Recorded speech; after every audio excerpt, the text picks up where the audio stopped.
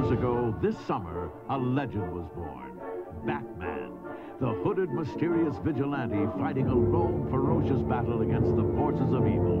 Today, his comic books are a multi-billion-dollar industry, carried to every corner of the globe and translated into more than 40 languages. The recent story, The Dark Knight, has widened Batman's appeal to an ever-growing adult audience. And now the Cape Crusader of the Night is featured in one of the most spectacular movies ever made. Batman. Hi. Bruce Wayne. And what do you do for a living?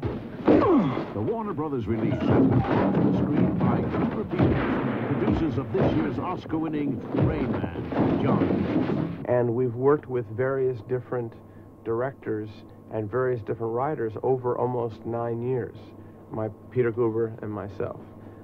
But not until we met Tim Burton did we begin to really have all the pieces begin to fit. And the other half of Guber Peters, Peter Guber. The real question is that this was a chance to do a human hero, somebody who was from this planet and who, given the right circumstances, could become larger than life. And we were excited about that. So that was really the genesis of our excitement. The reason Batman attracted me was I love extreme characters, and I love the idea of a man who dresses up like a bat versus a man who's literally turned into a clown. Guber Peters recruited a blue-chip team to work with them and Tim Burton on the massive task of creating Gotham City.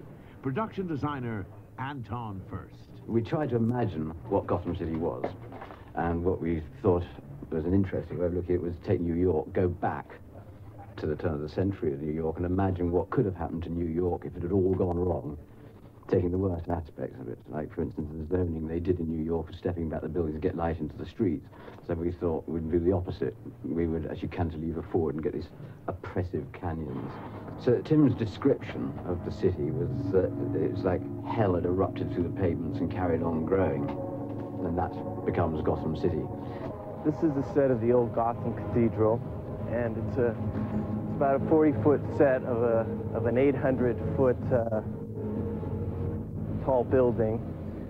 It's one of the taller buildings in Gotham, and sort of is the setting for the end of the film, with the Batwing versus the Joker.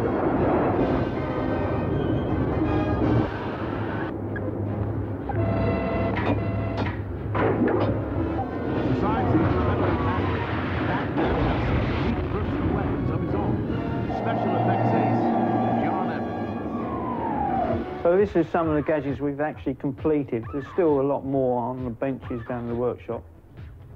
The Batarang, a custom-made boomerang with lethal points and edges. An individually designed spear gun with the capacity to fire tranquilizer darts. And a spring action reel and line. See the thing on my belt? Grab it. What? Whatever you do, don't let go. The Batmobile became an interesting problem because which way did we go? We didn't want to put it in any particular period of time. What we wanted to do was just get brutal violence into it and all the intimidation that he comes out of his image. The Batmobile, the turbo-boosted, cleanest, fastest automobile on Let me just show you one of the many gags we have on this. There's this particular shot we have racing towards a chemical plant.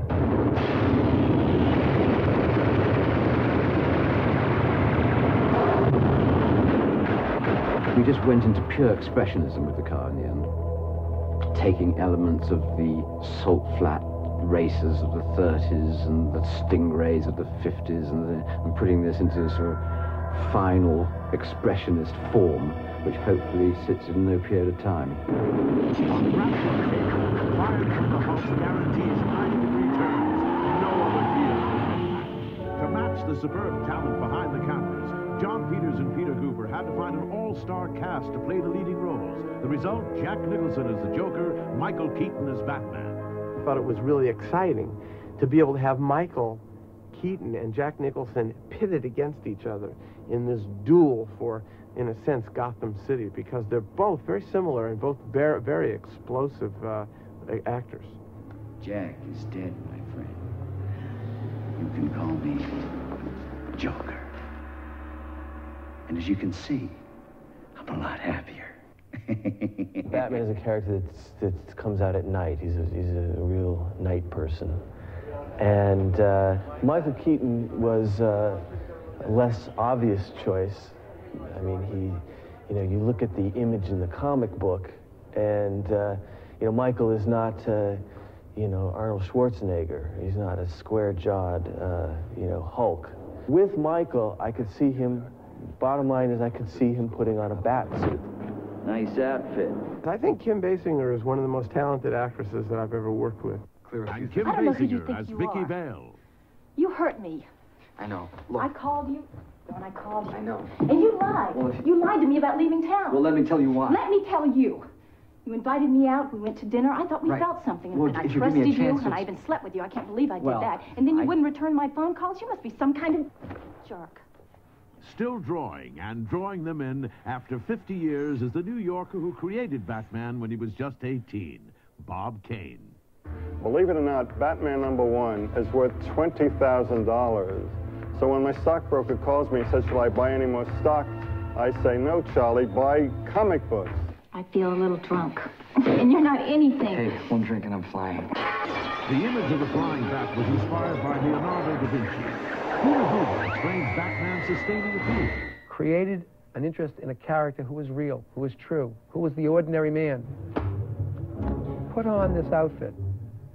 Had a belief system. He believed he was special. He believed he could do anything. He believed he could create good in Gotham City. And what does John Peters believe will be the appeal of this movie? It's an emotional, wonderful story about a wonderful character, a love story, an adventure, and it's a wonderful movie that just makes you feel good at the end of it. I mean, whether or not you know Batman from the comics, any form of the comics, television series, whatever, whether you haven't seen it at all, I think what you'll have is a very interesting, surprising action story with a bunch of weird characters running around. I mean, wow, what more could you want? I have given a name to my pain, and it is Batman. Could somebody tell me what kind of a world we live in where a man dressed up as a bat gets all of my press?